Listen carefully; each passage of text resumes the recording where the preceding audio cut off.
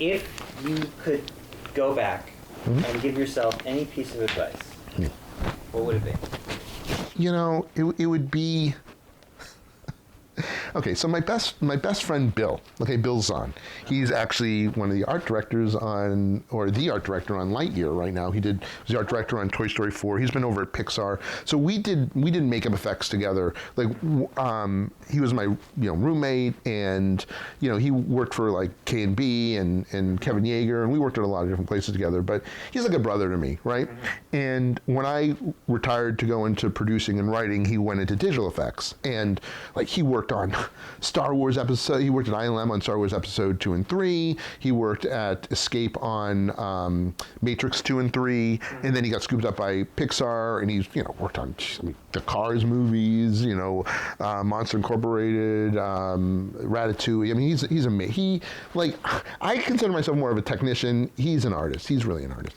But one of the things we always would joke about is that we'd probably be a lot farther in our careers if we weren't saddled by our integrity.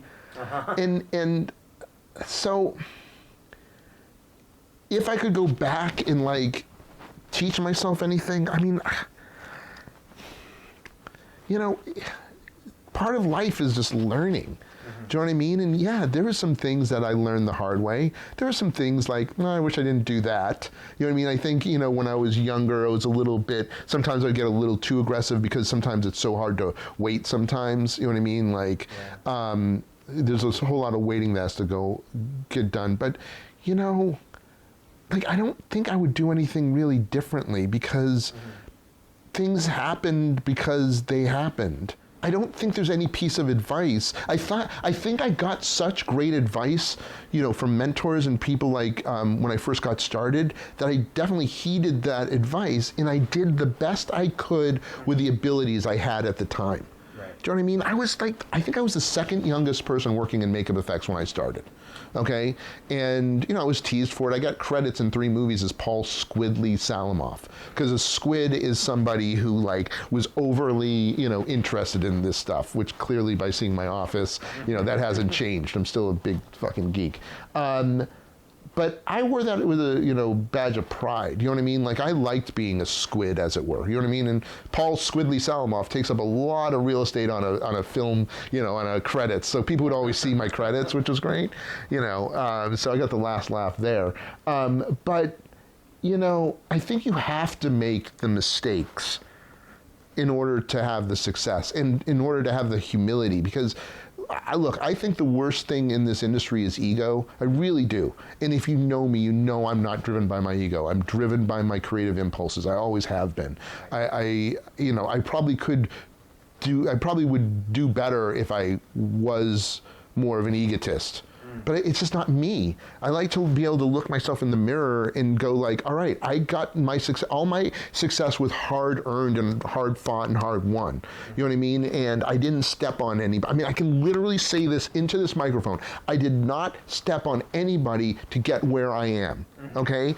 Could I be a lot more successful? Maybe. I don't know. You know what I mean? But would it be worth it? No. Because I'd rather be known as a nice guy and have a good reputation, because that has served me so well over the years. Because people have my back and people want me to succeed because I've been a nice guy. You know what I mean? Even when I was an executive, you know what I mean?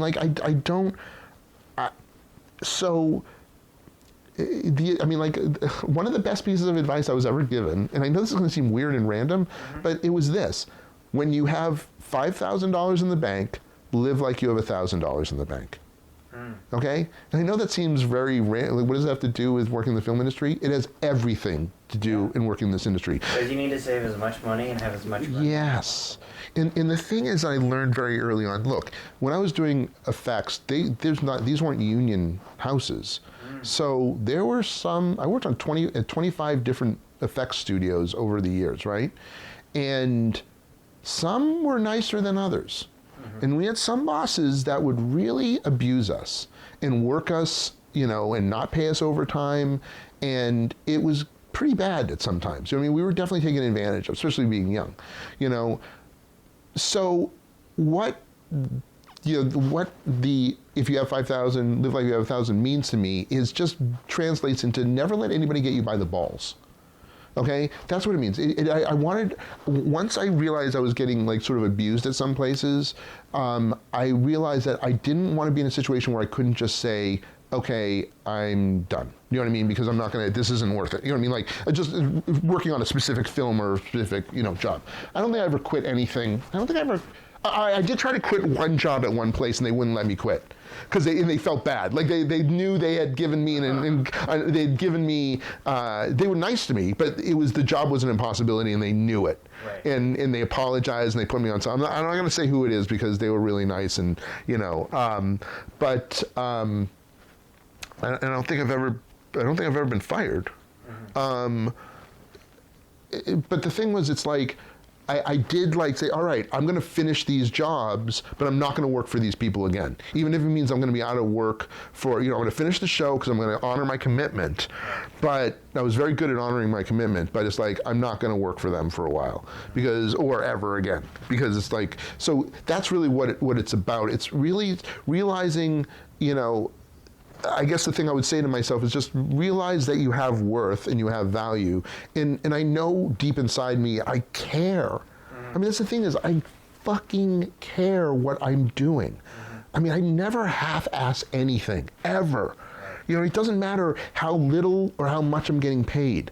I give a shit about what I'm doing. That's why I worked so much, because people recognize that I was always serious. I always came into work on time. You know what I mean? I always worked the late hours if I had to. I always did the best work I could and took pride in what I was doing.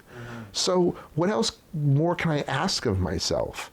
Do you know what I mean? Like, I guess where I am right now is where I'm supposed to be, I guess. You know what I mean? Because I wouldn't really change. I mean, there's a couple of things I'm like, I wish I didn't do that, or maybe I should have understood this situation a little better. But you know what? That all, or a lot of the studios love to get free work out of you. Oh, yeah. You know what I mean? Oh, yeah. But can I tell you something? There's a strategy to that. And I think this is really important, worth talking about. I really do. So if you don't mind, I'm going to talk about this. I think this is really important for people to understand. Right. Okay? Are you